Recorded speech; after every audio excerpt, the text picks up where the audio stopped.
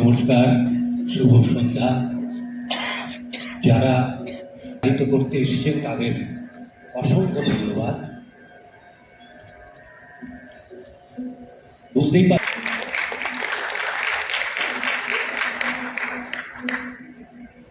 আমরা আমাদের এই পুরো অনুষ্ঠানটি তাদের উৎসর্গকৃত করছি।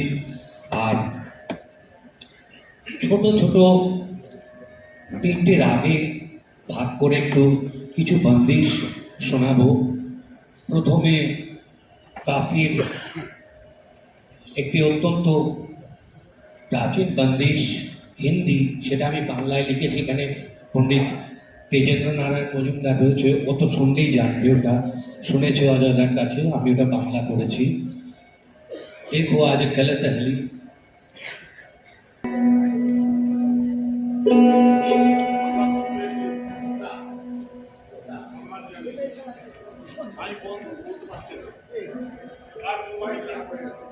শ্রদ্ধেয় স্মরণ কিংবদন্তি পণ্ডিত দেবজ্যোতি বসুকে বরণ করে নিচ্ছেন আমাদের শ্রদ্ধেয় গুরুজি। একটি শাল এবং পুষ্পস্তবক দিয়ে করজোড়ে হাততালি হয়ে যায়।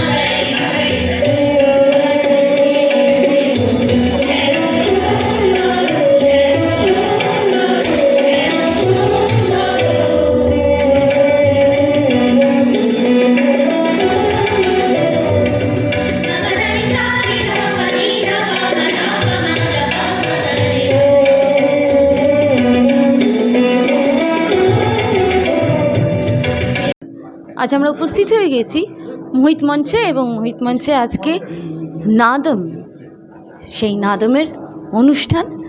আসুন, নাদমের যিনি প্রাণ পুরুষ গুরু কুমার বোস, তার সাথে আমরা একটু কথা বলে নিই।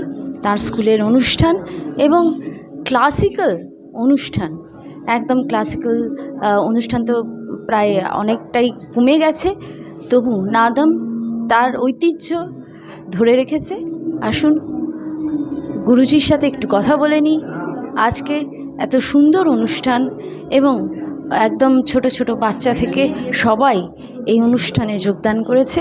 সব কিছু নিয়ে গুরুজির সাথে কথা বলে নিই। নমস্কার। আজকে নাদমের অনুষ্ঠান এবং ক্লাসিক্যাল অনুষ্ঠান তো বলতে গেলে এখন অনেকটাই কমে গেছে, আগের মতন আর নেই। সেইখানে নাদম কিন্তু তার ঐতিহ্য এখনও ধরে রেখেছে এবং একদম তত্ত্বরিয়ে এগিয়ে চলছে। আজকের অনুষ্ঠান নিয়ে কী বলবেন? আজকের অনুষ্ঠান নিয়ে আমার সবথেকে বেশি যেটা বলার যে এই যে অনুষ্ঠান ছাত্ররা করে, এবারে অনেক রকম পরিস্থিতি হয়েছিল যেটা অতিক্রম করে আমার ছাত্ররা সাকসেস হয়েছে, যে আজকে প্রোগ্রামটা হচ্ছে, আজকে আর কালকে দুদিন হচ্ছে। এটা একটা বড় পাওনা আমার কাছে, যে ছাত্ররা করে দেখালো যে তারা করতে পারে। তো এবছর আমাদের 22তম অনুষ্ঠানে আমরা পা দিলাম। তো প্রত্যেকবারই অনুষ্ঠান হয় একদিনের জন্যে, গতবার থেকে আমরা দুদিন করে করছি, আগামী জানি না কি করতে পারবো। প্রোগ্রামটা করে কিন্তু সত্যি ছাত্ররাই করে, এ যা দৌড়দৌড়ি যা কিছু সব কিছু ছাত্ররা করে। অর্থ যতটুকু ব্যয় হয় সবটাই ছাত্রদের নিজস্ব সাবস্ক্রিপশন দেওয়া মান্থলি, আর ওরাই এই প্রোগ্রামের আগে লাস্ট এই 1 মাসে ওরা কিছু কিছু টাকা আরও ডোনেশন করে, সেই দিয়ে এই প্রোগ্রামটা হয়। আমাদের কোনো স্পন্সররা সেরকম নেই। তো গত বছর থেকে অবশ্য পশ্চিমবঙ্গ সরকার থেকে আমরা একটা হেল্প পাচ্ছি, একটা ছোটোখাটো হেল্প পাচ্ছি। এবছরও আমাদের পাওয়ার আশা আছে, এখনও পাইনি। তো এই অবস্থাতে উচ্চাঙ্গ সঙ্গীত অনুষ্ঠান চালিয়ে যাওয়া একটা বড় কথা তো বটেই, তবে এটা কি ঠিক যে উচ্চাঙ্গ সঙ্গীত অনুষ্ঠান ইচ্ছে করলে ঠিকভাবে করা যায়? এখনও মানুষ আছে আমাদের শোনবার মতো, এখনও মানুষ আছে উচ্চাঙ্গ সঙ্গীত, ভালো সঙ্গীত শোনবার জন্য বসে থাকা মানুষ এখনও রয়েছে। এটা বারবার আমায় প্রমাণ করে এই জন্যে যে আমি কিন্তু একেবারে পিওরলি অনুষ্ঠানটা উচ্চাঙ্গ সঙ্গীতের করি, তাতে আমার তিল ধারণের জায়গা থাকে না। প্রচুর মানুষ আছে এবং প্রত্যেকেরই সারা বছর আমার এই প্রোগ্রামের জন্য তারা অপেক্ষা করে থাকে। তারা আমাকে বহুবার বলেছে যে আমরা সারা বছর আপনার প্রোগ্রামটার জন্য অপেক্ষা করে থাকি, মানে এত সুষ্ঠুভাবে। আর আমার প্রোগ্রামের আর একটা ব্যাপার কি, টাইম টু টাইম সব হবে, সময়টা আমি ভীষণভাবে মেনটেন করি। আমার এখন যে আইটেমটা চলছে এই সময়, যিনি বাঁশি বাজাচ্ছেন, এই আইটেমটা বসবার করা 6টা 10, কিন্তু বসে যে 6টা বাজতে 10 মিনিট ইন অ্যাডভান্স আমি প্রোগ্রামটা রান করছি।